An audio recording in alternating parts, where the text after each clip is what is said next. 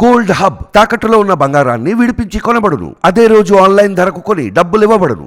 Breaking news చూస్తున్నాం. Deputy CM హోదాలో మొదటిసారి పవన్ కళ్యాణ్ సచివాలయాన్ని సందర్శించారు. ఇక ఇదే నేపథ్యంలో రెండవ బ్లాక్ లో తనకు కేటాయించిన ఛాంబర్ ను పవన్ పరిశీలించి కొన్ని మార్పులు చేర్పులు చెప్పినట్టు తెలుస్తోంది. ఇక తదనంతరం మరికొద్ది సేపట్లో సీఎం చంద్రబాబు నాయుడుతో పవన్ కళ్యాణ్ భేటీ కాబోతున్నారు. ఇక ఇదే నేపథ్యంలో పవన్ సచివాలయానికి వెళ్తున్న క్రమంలో దారి పొడవునా కూడా రాజధాని రైతులు ఆయనపై పూల వర్షం కురిపించారు. ఆ రోజు చంద్రబాబుకి ఎలాంటి స్వాగతం అయితే పలికారో రాజధాని రైతులు, అదే విధంగా ఇప్పుడు డిప్యూటీ సీఎం గా పవన్ కళ్యాణ్ సచివాలయానికి వెళ్తుంటే అలాంటి ఘన స్వాగతమే పవన్ కళ్యాణ్ కు కూడా లభించింది. ఇక ఇదే నేపథ్యంలో దీనికి సంబంధించి మరిన్ని అప్డేట్స్ మనకు అందించడానికి మా సీనియర్ జర్నలిస్ట్ వలి ఉన్నారు. వలి, చెప్పండి, మొదటిసారి డిప్యూటీ సీఎం హోదాలో పవన్ కళ్యాణ్ సచివాలయానికి వెళ్లారు. ఇక ఎలా ఉండబోతుంది తన పాలన, అసలేంటి?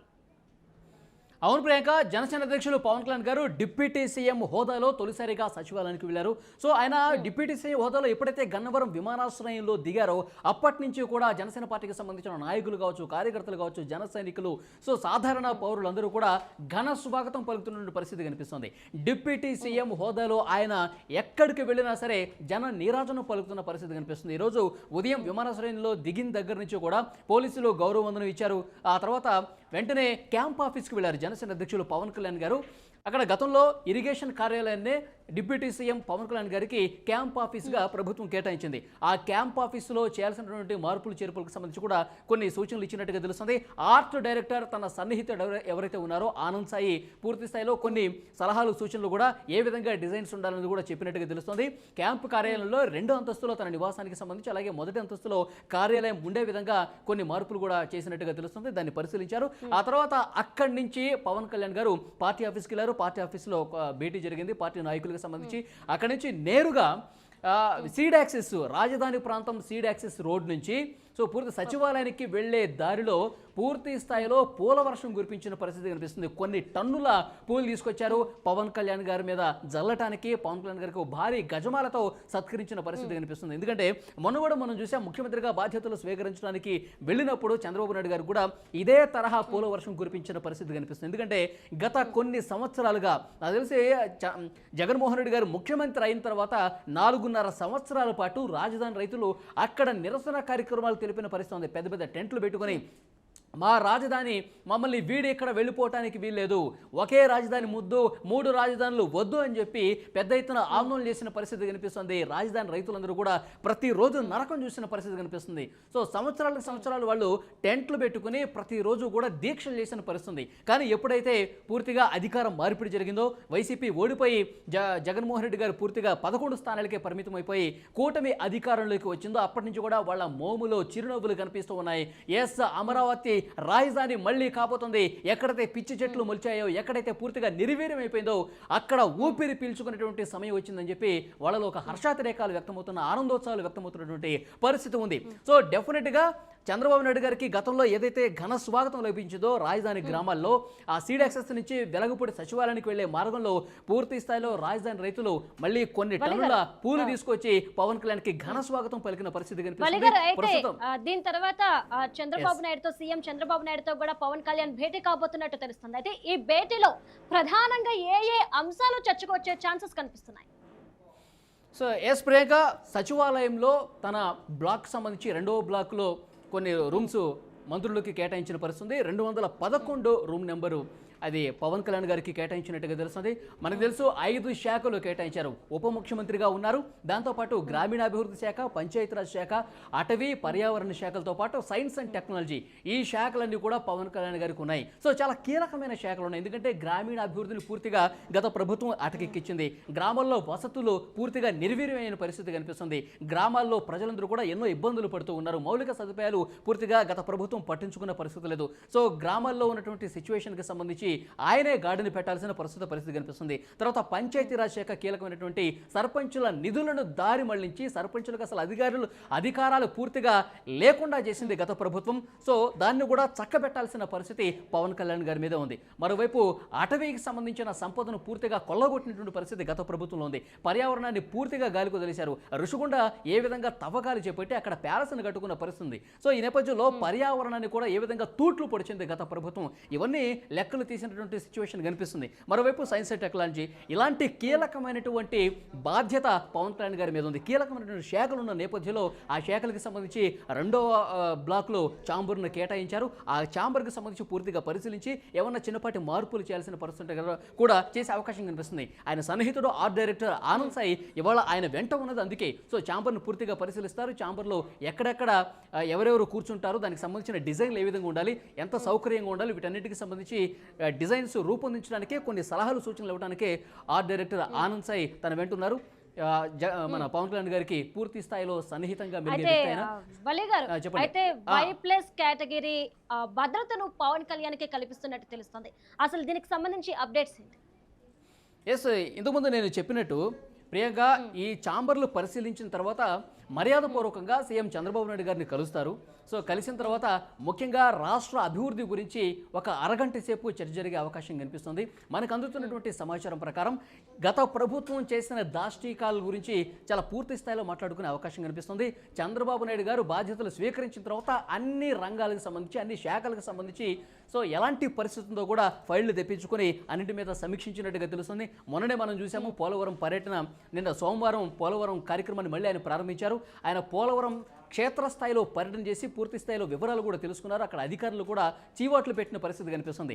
జగన్మోహన్ రెడ్డి ప్రభుత్వం ఈ విధంగా దారుణంగా వ్యవహరిస్తే అధికారులుగా చెప్పాల్సినటువంటి బాధ్యత మీది కాదా, ప్రశ్నించాల్సిన పరిస్థితి మీది కాదా అని చెప్పి అధికారులు కూడా చీవాట్లు పెట్టిన పరిస్థితి. సో డెఫినెట్గా పోలవరం ప్రాజెక్టు పూర్తిగా అటకెక్కడానికి గత ప్రభుత్వం కారణం. ఇప్పుడు పూర్తిగా నిర్వీర్యం చేశారు.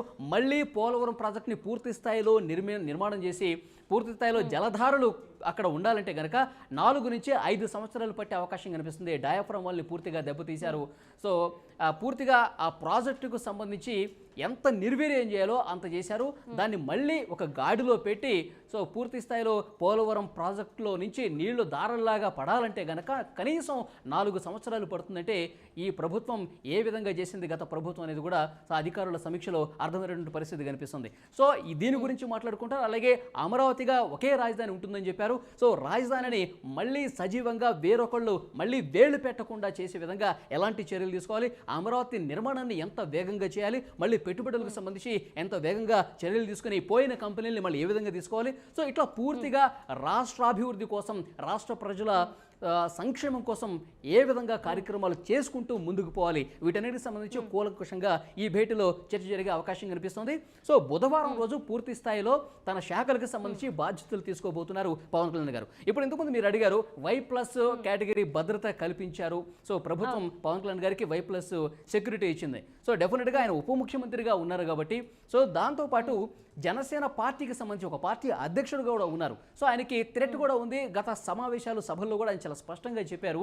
సో అభిమానుల ముసుగులో జన సైనికులు అని చెప్పి ముసుగులో సో వేరే పార్టీలకు సంబంధించి ప్రత్యర్థి పార్టీల వాళ్ళు కావచ్చు, కొంతమంది రౌడీ మొక్కులు తెగబడి బ్లేడ్లతో దాడి చేసిన పరిస్థితి కాబట్టి కొంత థ్రెట్ ఉంది.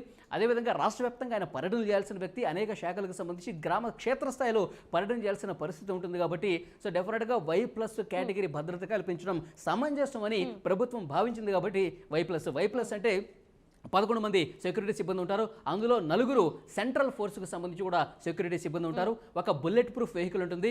దాంతోపాటు మరొక కీలకమైనటువంటి ఎక్స్కాట్ కూడా సో ఉప ముఖ్యమంత్రి పవన్ కళ్యాణ్ గారికి కేటాయించిన పరిస్థితి కనిపిస్తుంది. సో థ్రెట్ లెవెల్ కూడా కొంత ఎక్కువగానే ఉంది కాబట్టి గతంలో థ్రెట్లు జరిగినటువంటి సందర్భం కూడా ఉంది కాబట్టి వాటన్నింటినీ పరిగణలోకి తీసుకుని ఒక పార్టీ అధ్యక్షుడిగా కూడా ఉన్నాడు కాబట్టి పవన్ కళ్యాణ్ గారికి Y+ కేటగిరీ ఇచ్చినటువంటి పరిస్థితి కనిపిస్తోంది. ప్రియాంక వలి గారు, ఆయన పవన్ కళ్యాణ్ డిప్యూటీ సీఎంతో పాటు తను కోరుకున్న పదవుల్ని తీసుకొని ఈరోజు ఆ శాఖల విషయంలో ఆయన ఎలాంటి న్యాయం చేయబోతున్నారు, అలానే పవన్ కళ్యాణ్కి సంబంధించి ఆయన పరిపాలన ఏ విధంగా ఉండబోతుంది? సో డెఫినెట్గా చాలామంది రాష్ట్ర వ్యాప్తంగా ప్రజలు కూడా ఎన్నో రోజులుగా ఎదురు చూసినటువంటి సమయం, ముఖ్యంగా వారి అభిమానులు గతంలో మనం చూసాము. ఏ సభ పెట్టినా ఏ సమావేశం చేసినా వారాహ యాత్ర చూసినా సీఎం సీఎం అంటూ నినాదాలు చేశారు. సో మీరు సీఎం సీఎం అని అరవకంటరా బాబు, మీరు ఓట్లు వేయండి, గతంలో 2 చోట్ల పోటీ చేస్తే ఓడిపోయిన పరిస్థితి అని చెప్పి ఆయన అభిమానులు కూడా కొంత వారించినటువంటి సిచ్యువేషన్ కనిపిస్తుంది. కానీ దాన్ని చాలా సీరియస్గా తీసుకున్నారు అభిమానులు కూడా. వాళ్ళు ఓటు వేయటమే కాదు మరొక 10 మంది చేత ఓట్లు వేయించారు కాబట్టి వారు పోటీ చేసిన 21 స్థానాలకి 21 స్థానాలు గెలిపించిన పరిస్థితి కనిపిస్తుంది.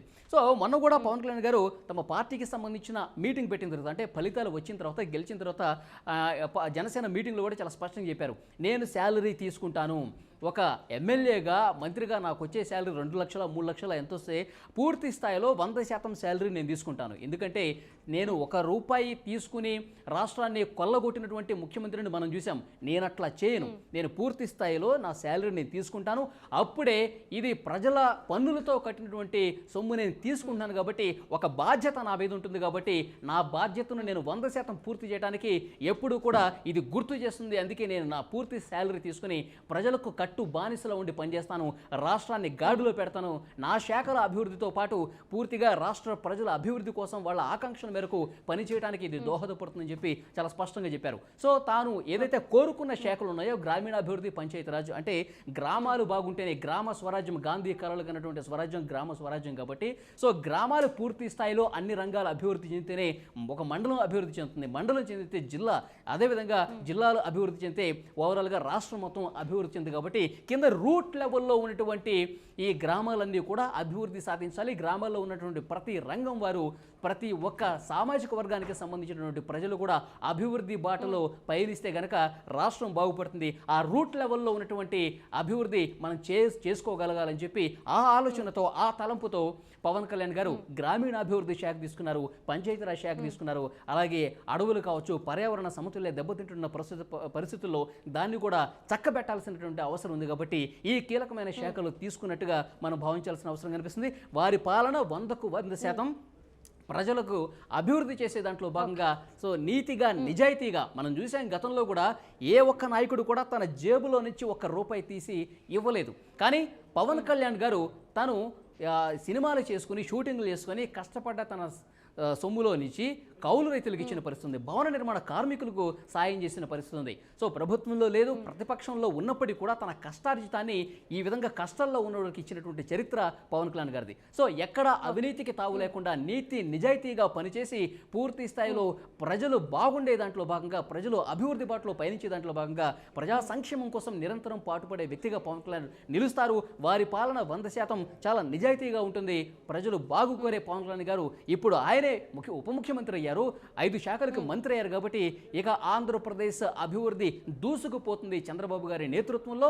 ఇక మిగతా మంత్రుల సహకారంతో అభివృద్ధి అనేది 100% చాలా వేగంగా దూసుకుపోతుంది అనడంలో ఎలాంటి సందేహం లేదని చెప్పొచ్చు Priyanka. Okay right, thank you Vali గారు.